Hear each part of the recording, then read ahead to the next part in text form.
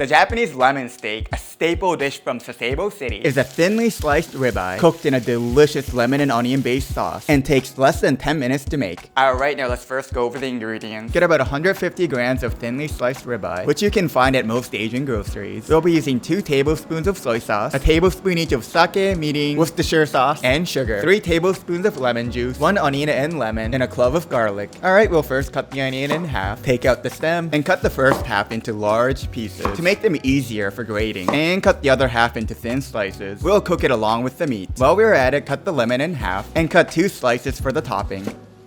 Alright, now let's make the sauce. Into a bowl, pour the soy sauce, sake, Worcestershire sauce, the mirin, and sugar. Grate the large onion chunks from before. You know, I should really add more lights and decorations on the right side. I'm only grating about 1/3 of the onion, as I don't want it to be too oniony. This should be good. And now grate the garlic.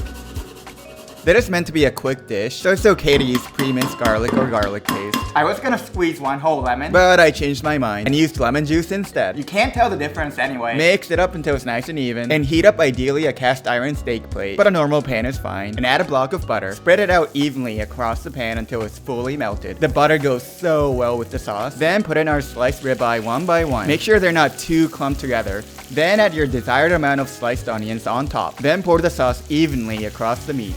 The idea is for the meat to boil in the sauce to sink in the flavor. Because of how thin the meat is, it's gonna cook very fast. So be careful not to overcook it, as it will taste like paper if you do so. Now put on the lemon slices for decoration. I guess you don't have to, but it's tradition to do so. And it looks more appetizing anyway. And we're finished!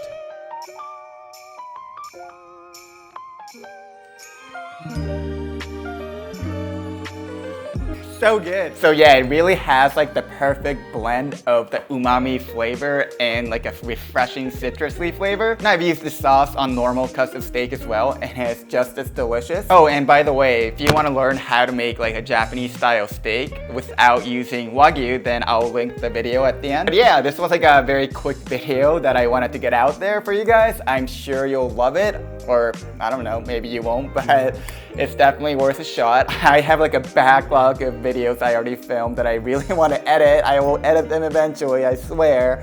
So I'm gonna get back to doing that. So thanks for watching, and I hope to see you guys next time. Bye.